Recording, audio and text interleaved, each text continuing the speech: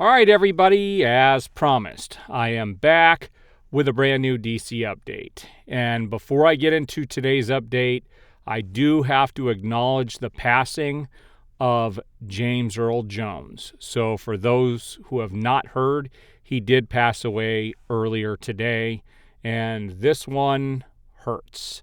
I don't usually get emotional over celebrities dying because I don't know them personally. But this is the second time in my lifetime where I have actually felt really bad about a celebrity passing away.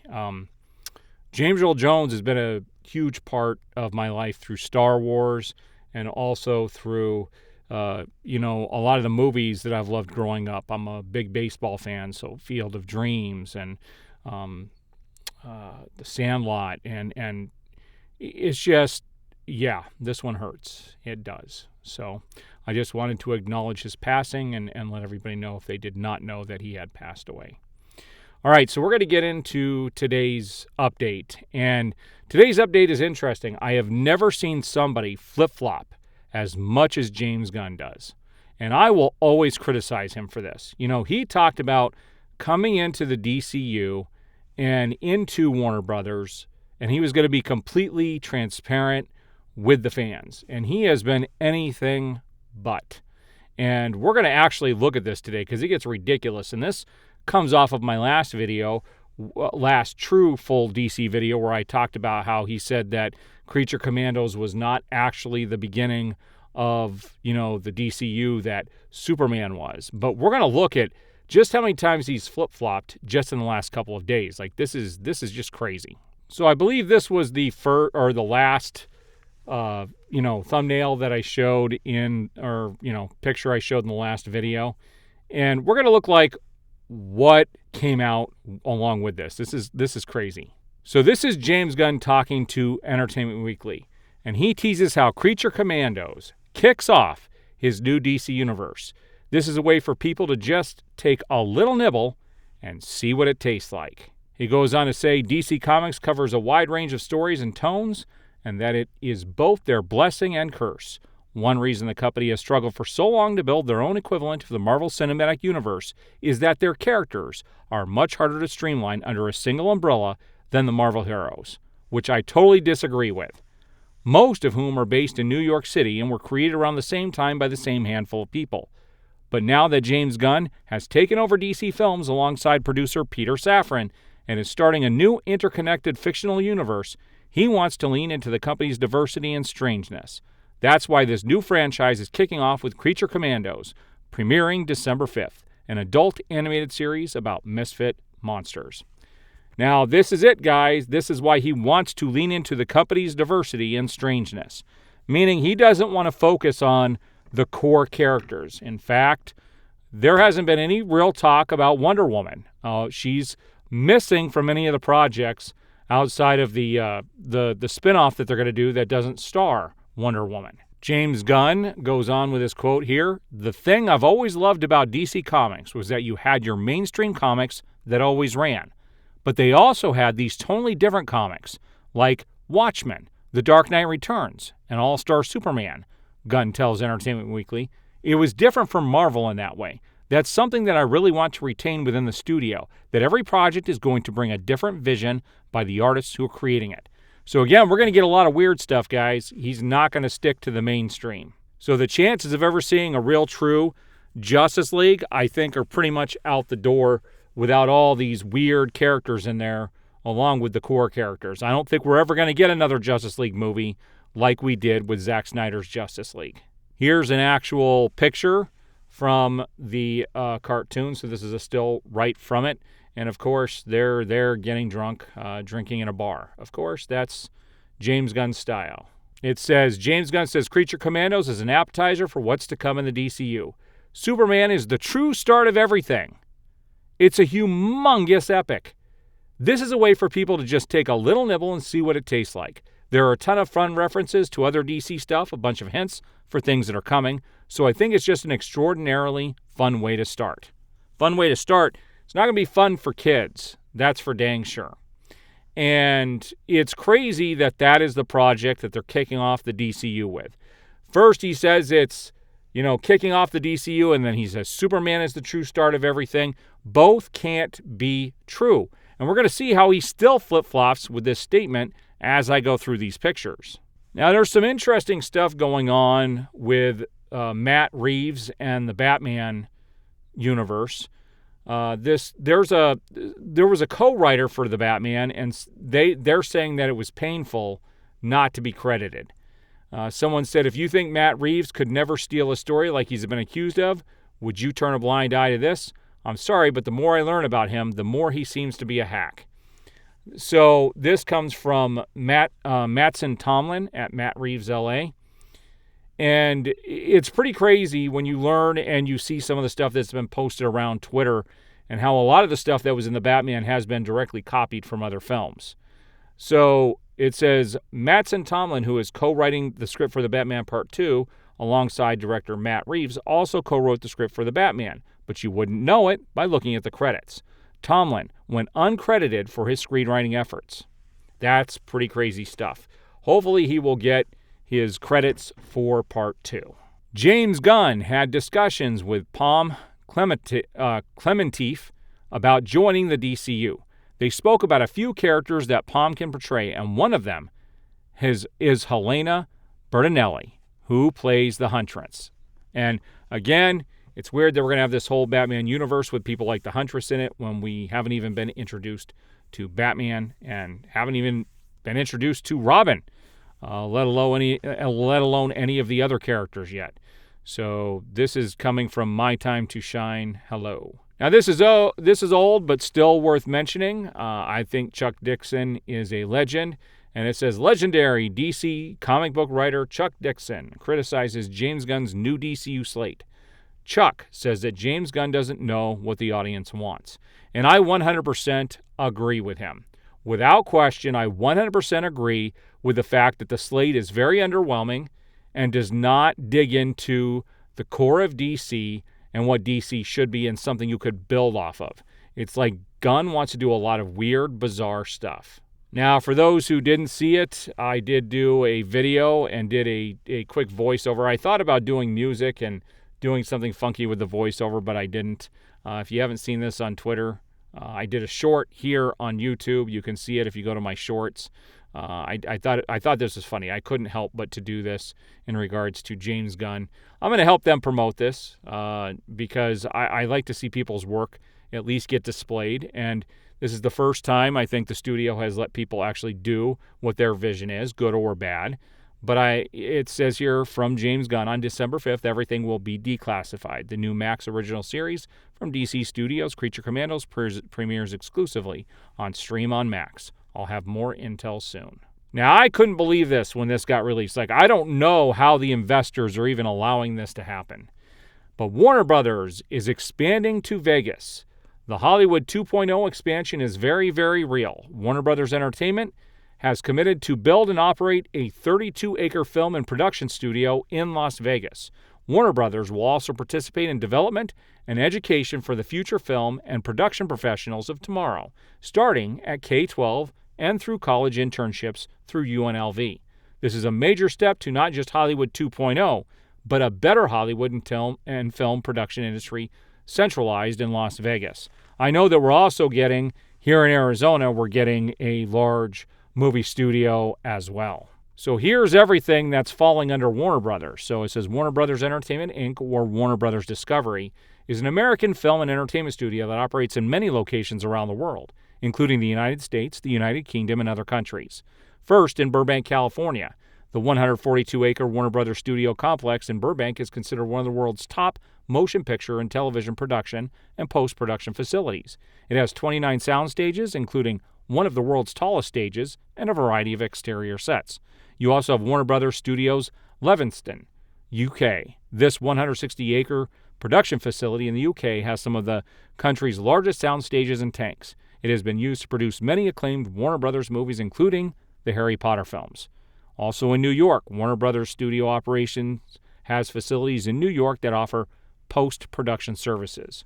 So this will be in addition to that in Las Vegas. Now, I'm glad that Todd Phillips came out and said this, but this is also why we're probably not getting a Joker 3. Todd Phillips says James Gunn's DC Studios has nothing to do with Joker Folie à Deux. With all due respect to them, this is kind of a Warner Brothers movie. So he wanted to make it very clear that this, even though DC Studios is going to be part of this, that DC Studios had absolutely nothing to do with Joker Folie à Deux. I think it's funny that he went out of his way to point this out. This is also a good reminder that if Zack Snyder has the opportunity, he will take it to continue his vision. He said at one point, if Netflix had owned the rights to the DC characters in my extended universe, of course I would. Absolutely. Yes, no question. And this quote was long after the Full Circle event that happened last year. Now, I thought this was just freaking bizarre, but this actually comes from James Gunn himself. It says, reminder, J.J. Abrams' Black Superman Elseworlds project is still in development at DC Studios. And it's not about Val Zod. It's about Kal-El. If they go this route, this movie is going to bomb. I think everybody understands that at this stage. They're going to do all these movies about these weird characters, but they're not actually going to use race the right way. When you already have characters in the DC universe that are certain races, utilize them. There is no reason, none whatsoever, on why you need to take Superman and turn Kal-El into a black man when you have Val Zod. How dumb is that? This is one of those things that leaves you scratching your head. This film would not have a wide audience. Now, I thought this was pretty cool. These were supposedly pictures and some stuff that came out of Zack Snyder's Justice League on what the Lanterns were going to look like. This is actually some pretty cool stuff here. So all we have are some pictures of Kilowog. So I'm going to go ahead and share these few photos here.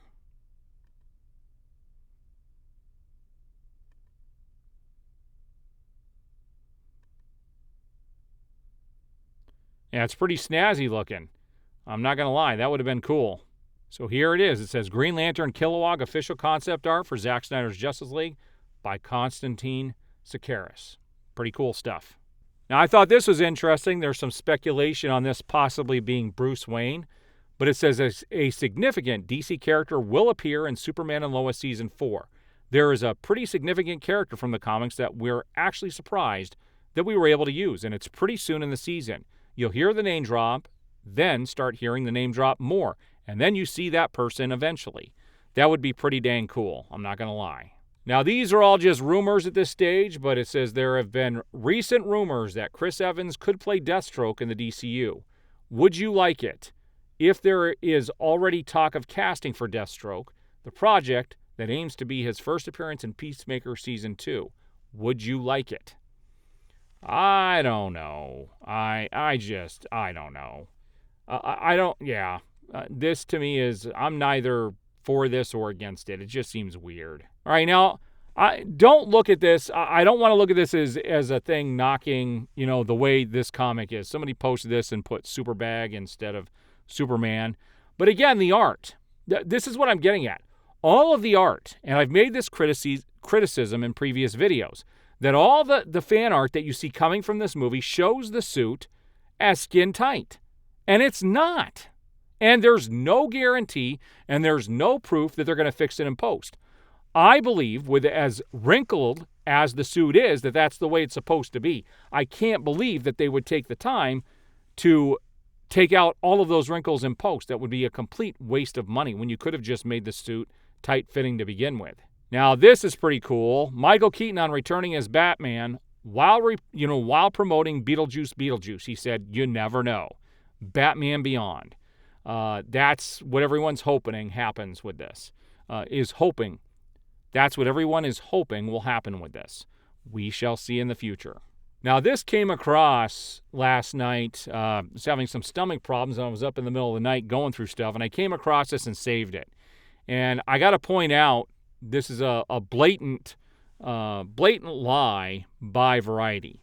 It says, Ray Fisher says the piano lesson was a palate cleanser after career hardships due to the DC Studios controversy.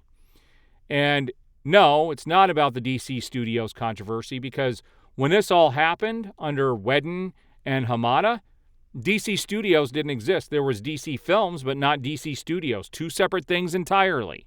And for them to try and put this on James Gunn, and what he's doing is asinine, because this all happened under a previous regime, and it was toxic for a lot of those individuals, and all of that information has been documented in a lot of my older videos. And I feel sorry for the dude. Like, he got run over by the studio, and so did Gal Gadot, and freaking, Ben Affleck thought about committing suicide over those reshoots with the Justice League. It's just crazy what happened with that old regime. Now, this is one of those things that leaves you scratching your head. I kind of like the concept, but this isn't this character. This is the problem. This is a rumor, okay? And I just want to point out that this is a rumor. I don't know this. Nobody knows if this is a fact or not. But we're going to act like if it is. I want to talk about my feelings on this.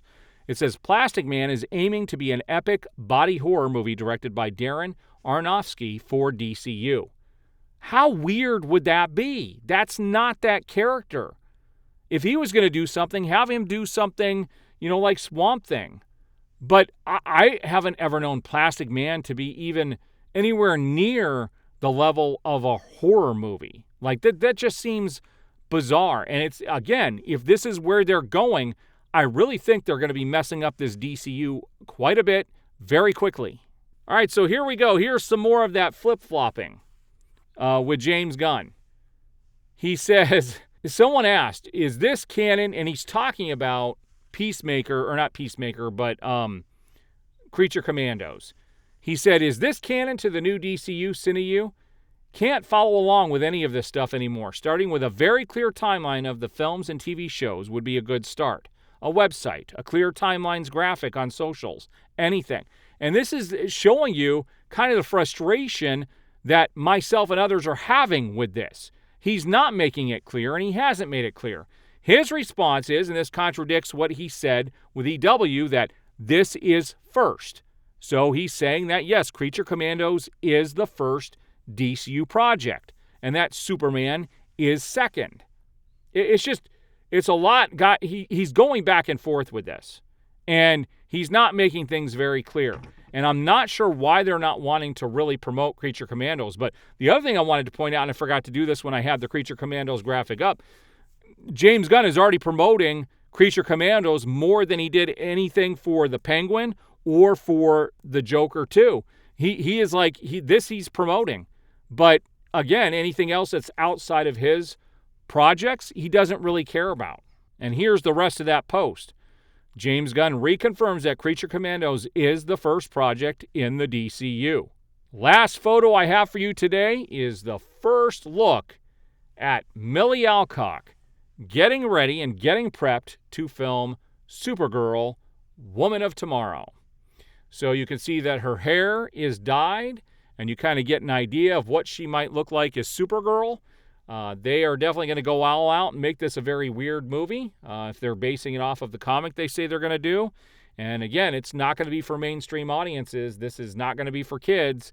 It's going to be an out there, serious, adult-oriented story that is not becoming of a character like Supergirl. But again, it's what James Gunn does.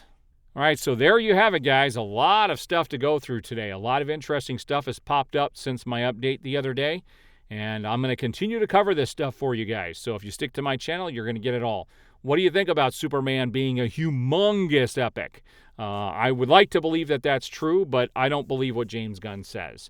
And, it's interesting that they want to do all these weird projects, but they don't want to dig into the core of the DCU. They want to do all of the fringe stuff. How does everybody feel about this? What do you think about some of the rumors that are out there? All right, guys, I would love for you guys to chime up below. And if you haven't already, please like the video, subscribe, and hit that notification bell, and you will be notified as I have new videos go up. We will see you on the next video.